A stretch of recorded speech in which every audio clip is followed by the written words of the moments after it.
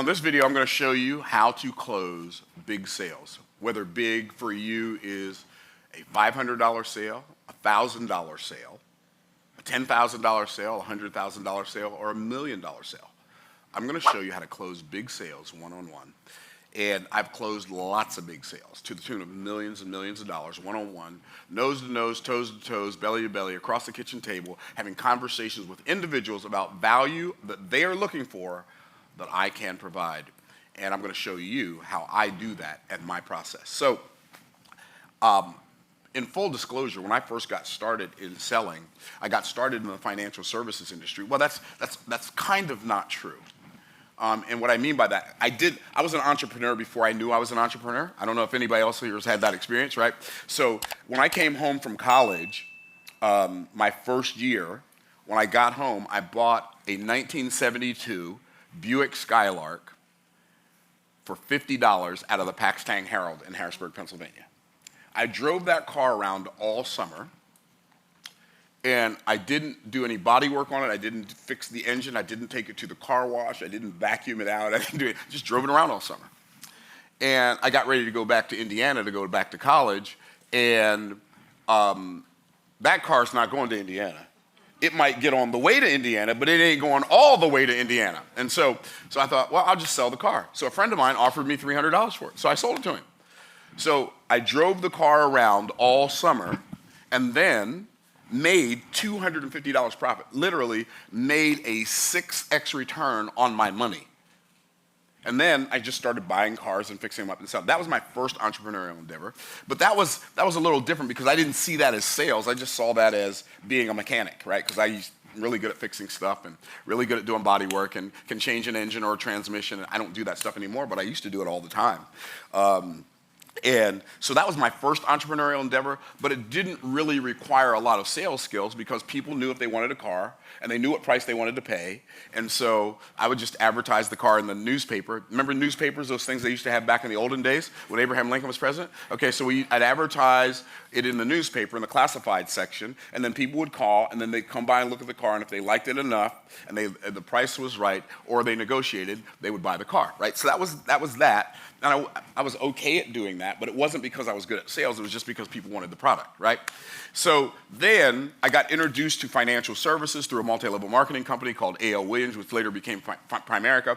And I got started in October of 1985, and I did a lot of presentations, but everybody said no for the first 18 months. And I did a lot of presentations, and everybody was no, no, no, no, no, no, no, no, no, no, no, no, no. I was terrible. I was terrible at sales because I didn't know what sales was. And there are so many people who are entrepreneurs and they're in business, but they don't know how to sell. And it's really fascinating to me that even if you go to business school, even if you go to like Harvard Business School, they don't teach you how to sell.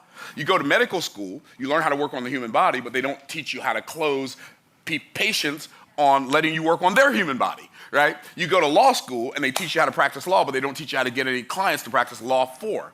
And so most entrepreneurs are terrible at sales. And so I've got some high-level clients, and we were traveling this week, and like they went with me to Dallas, like some of my VIPs and royal family clients, and those are people who are who either paid $350,000 for a day of coaching, for 8 hours of coaching with me, or they paid $1 million for 4 8-hour days of coaching over a year.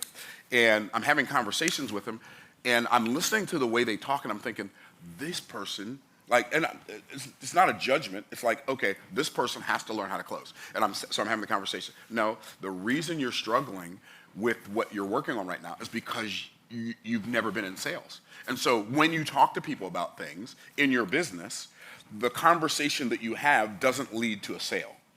Right, I can tell by when I'm having a conversation with you, the stuff you're talking to me about. If you were to talk to me about that and I was a potential client, nothing you're saying would cause me to say yes to your offer. Right? And so people who have not learned how, because selling is not a talent. Oh, yeah, I'm really good at sales. I can talk good. Well, talking good is not, it's not a requirement, number one, and it's not necessarily even a benefit being able to talk to sell. More of a benefit is being able to listen and ask questions and then wait for the answer and then respond to the answer because the answer they give you is going to show you the things they care about. And if you're talking to them about the stuff you care about, they're not buying. But if you talk to them about the stuff they care about, then they are. Okay? And I remember when I was in multi-level marketing, if you're going to be successful in multi-level marketing, you have to be good at sales, but you also have to be good at training people on sales, right? Because if you can sell, and you can sell the opportunity, and you can sell the products of your multi-level marketing company, then you can make some money. But unless you can build a big team of people who also have the ability to sell, then you are not going to make a lot of money, because multi-level marketing is not about, it's not about selling the products. It's about building the distribution channel, right? And so what you do is you go out and sell people on the opportunity so that other distributors can join your team and they can go out and multiply your distribution network. That's what network marketing is designed to do. Okay, so here's what I discovered. When I used to build my network marketing teams, it felt like, and even when I trained network marketers, and that was my business, and I would train the network marketers, and I would ask people questions, and I'd recruit people, and I'd go with them on presentations and watch them attempt to recruit somebody, and it seemed like they all went to the same university of anti-selling, right? It's like the first thing that comes to the mind of a novice salesperson is the worst possible thing you could say to make a sale. It's not like it's neutral, it's not like it's not helpful, it's actually harmful. Like the stuff they're saying, like, cause people to say no. Because you're talking to them about the wrong stuff. So, and usually, the reason people who are not good at sales talk to clients about the wrong things is because usually they were educated in a discipline that taught them to value the education that they have. And so they're vested in the education, so that's the value in their minds. And so they talk to the people about the stuff they know about and about the stuff they care about. Like, I've discovered that some of the hardest people in the world to coach to a successful outcome are people who have higher and higher levels of institutional education, right? It's way easier for me to coach somebody who's a blue-collar worker or coach somebody who doesn't have a college degree. If somebody has a college degree, it's really, really challenging to help them succeed. If they've got a master's degree, it's even harder. If they have a PhD, it's so hard, because they're so vested in all of the stuff that they've learned, and they want other people to care about the stuff that they spent decades or years of their life learning about and figuring out, and nobody cares. People only care about the things people care about. And so until you get good at learning how to talk to people about the things they care about, and then asking them questions, and then WFA, wait for an answer, you're not going to be good at sales. Because the answer that they give you is what ought to guide the conversation. If you are going to make a sale, it is what will guide the conversation. Because people do things for their reasons, not yours. Are y'all tracking? And so, when you understand, and when I say when they do things for their reasons, they basically have one reason that's going on. There's only one thing you've got to get them to do to get them to buy. One. How many? One. Okay, what's the one thing? You got to create an environment that makes them feel like buying. People do things for one reason and one reason only, because they feel like it. They don't do it because they understand it. They don't do it because it makes sense. They don't do it because the price is right. They do it because they feel like it. And so your job in selling anyone anything is to create an environment that makes them feel like buying. And if you can do that, there's no limit to the amount of money you can make in sales. There's no limit to the amount of sales you can make. Like, when you can, it's like, this doesn't sound like a business principle when you read it in the Bible. It doesn't sound like a business principle, but it's one of the greatest business principles ever. Jesus said, "He who will be greatest among you, let him be servant of all." That doesn't seem like a business principle. It's one of the greatest business principles ever. So when you serve other people the things they desire to be served instead of the things you desire to serve them. Oh, don't even get me started. So I had dinner with Jerry and Priscilla Schreier and two of their sons and one of their sons' friends. So Priscilla Schreier is Dr. Tony Evans' daughter. And so we had dinner. And so we go to the steakhouse. And the guy who comes to wait on me, and I'm not a super fan of guy servers. I mean, I've had some good guy servers, but most guy servers that I've had have been terrible. I'm just like, but I went into it with no preconceived notions. He asked me what I'd like to order, and I proceeded to tell him. I said, I would like a filet mignon, butterflied, medium well plus, which means, oh, you want it well done? Can I finish my sentence? That's what I said. Can I finish my sentence? Medium well plus, which means I don't want any blood and I don't want it burnt on the outside. So that's why butterfly, cook it slower. Medium well plus, cooked all the way through, not charred. Oh, that's medium, that's well done.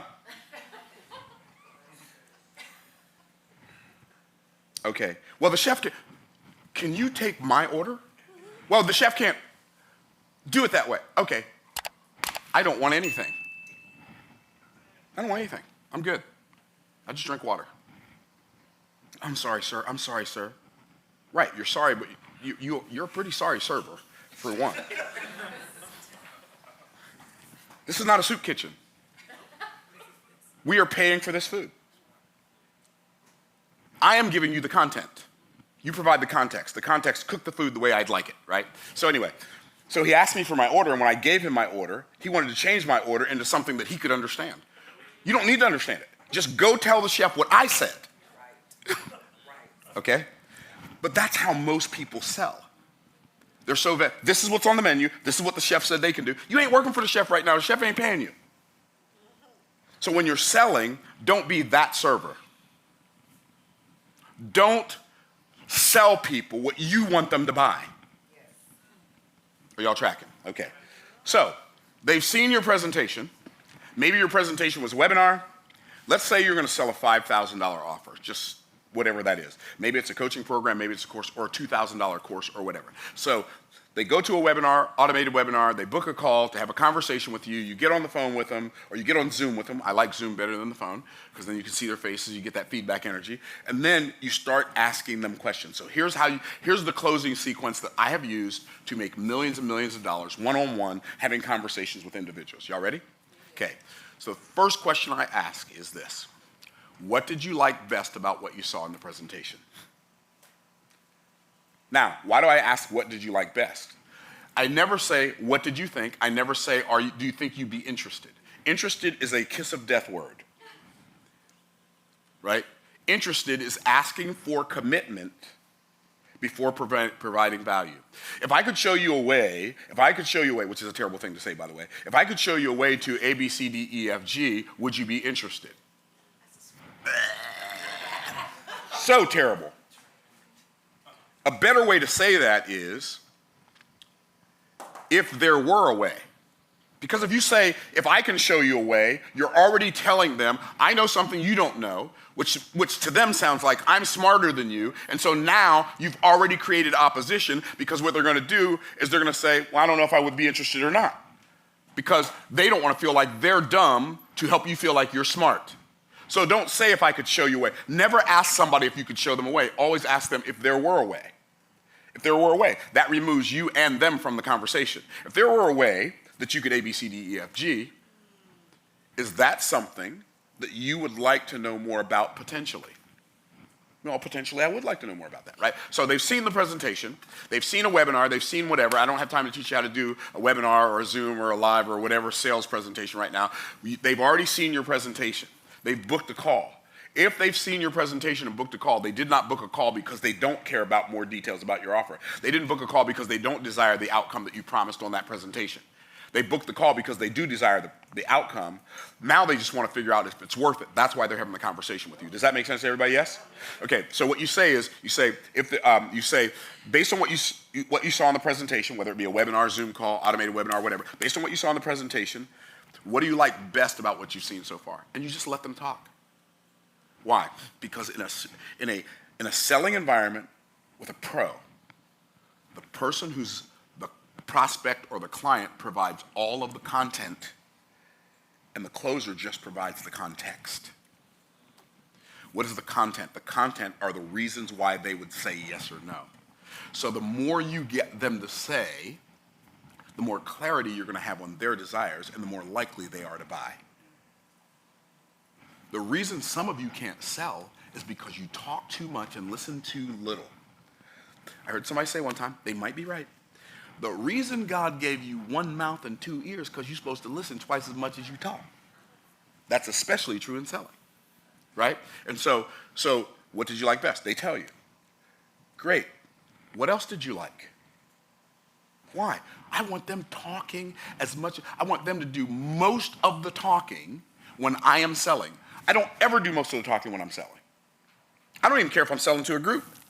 I'll get the group to talk back to me. Does that make sense to everyone? Say yes? Yes. See, you just did it. And I'm not even selling anything. Okay, so then after that, I say,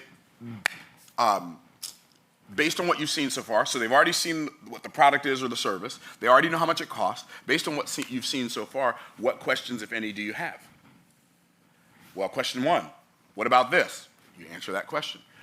And then you say, what other questions do you have? And they ask you another question. Great.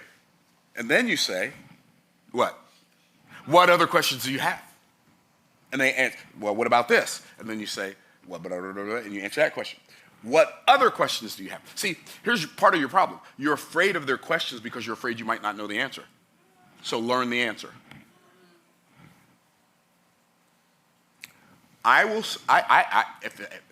Here's what I know for a fact. The more times I ask what other questions do you have, and the more times they give me an answer, the more likely they are to buy. What? Yes. Why?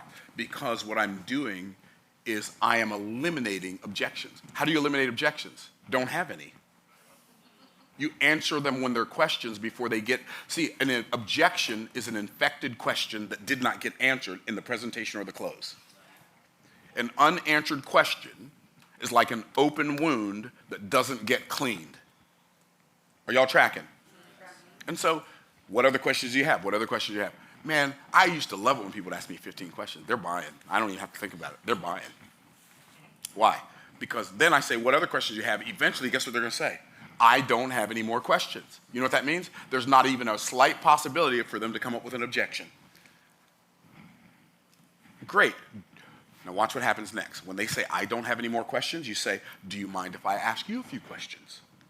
What are they going to say? The law of reciprocity says, because you answered 15 questions for them, or 7, or however many, they feel obligated to let you ask them a few questions. Oh. So based on the presentation and the questions you've asked and the answers I've given, so because I teach people how to make money and how to make a whole bunch of money faster, I might ask this question. Based on the presentation you've seen, the questions you've asked, the answers I've given, what appeals to you the most? Making the really big money or having more free time or both? Now, 95% of the time, they are going to say both. Why?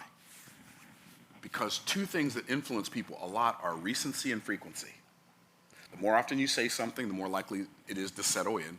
And the most recent thing is the thing people are going to lock into. So if I say, what appeals to you the most, the big money or the free time or both, they're likely to say both because it was the last thing I said and they don't have to think about it. And I already know they're going to say both. So I'm not asking any question I already know the answer to. I'm just guiding the presentation. See, you think your job is to convince somebody to buy. I realize my job is just to facilitate somebody who already desires to buy and not to get in their way. Are y'all tracking? Okay, cool. So they say both. I say, great. If you had the opportunity to benefit from both sooner or later, now notice how I phrase this. Would you choose sooner? Would you choose later or would you choose sooner? Would you choose later or would you choose sooner? So I'm asking them a question, but at the end of my question, I'm telling them to choose sooner. It's called an embedded command. So it's a question, it's a statement that's dressed up in a question. If you had an opportunity to do both sooner or later, would you choose later or would you choose sooner?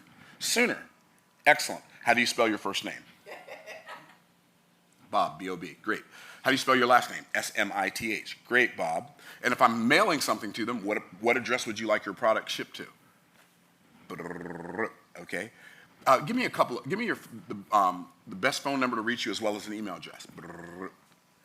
Now, when you get to the point where you're asking for the money, you don't say, so would you like to buy it? They've already said yes. So what you say is, most people pay. Now, when I'm closing high-ticket sales or premium value offer sales, I don't send them to go fill it out. I pull it up myself and fill it out for them, right? So most people pay with Visa, MasterCard, American Express, or Discover. Which one are you going to use to get started today? It is so good. First thing I said was most people pay. And everybody wants to do what everybody's doing, and nobody wants to do what nobody's doing. Most people pay with Visa, MasterCard, American Express, or Discover. Which one will you be using to get started today? American Express. Great. What's that number? What's the expiration date? You say, people won't give you that. When I used to do multi-level marketing, because it was a business opportunity, they would give me their name, their address, their phone number, their email address, their social security number, and their credit card number. People that I've never even talked to before, ever. Why? Because, okay, I'm going to let y'all in a little secret before we end this video. They went through the miseducational, misdirectional system, AKA the government indoctrination camps, also known as child prisons, or schools, their whole life. And they've been programmed to answer questions. So when you ask them questions, they feel obligated to answer because that's what they're in the habit of doing anyway. So I'm going to end with this. You say, Myron, that sounds like manipulation. Okay, so let me break something to you, baby. I'm going to look in the camera for this one. If you're grown and broke, you've already been manipulated. Because nobody set out at 18 to say, you know, I can hardly wait to get grown so I can be broke. So grown and broke equals already been manipulated. I'm not manipulating anybody. They already told me what they desire. I know I can help them get it. So, and by the way, I know that probably sounds a little bit too confident to some of you. I can't fix it because I know. I don't hope. I don't think. I'm not wishing. We've already done it too many times with too many people. I know it works. It's a skill set. The difference between a talent and a skill is a talent is God-given, and skills can be acquired by anyone who's willing to do the work. And closing is a skill, and it can be acquired, even if you're an introvert. I know, I am an introvert. I know that's hard for y'all to believe, but deal with it. So when you master this way of having a conversation, it'll blow your mind how many sales you'll make. It'll blow your mind. Because you're taking people through a closing sequence and you're understanding that selling is not an event, it's a process. And when you go through all the steps of the process, out pops the sale. I hope this helps you and blesses you in your endeavors as an entrepreneur to make more sales and more money so you can set your family financially free. Stay blessed by the best, and we'll see you in the next video.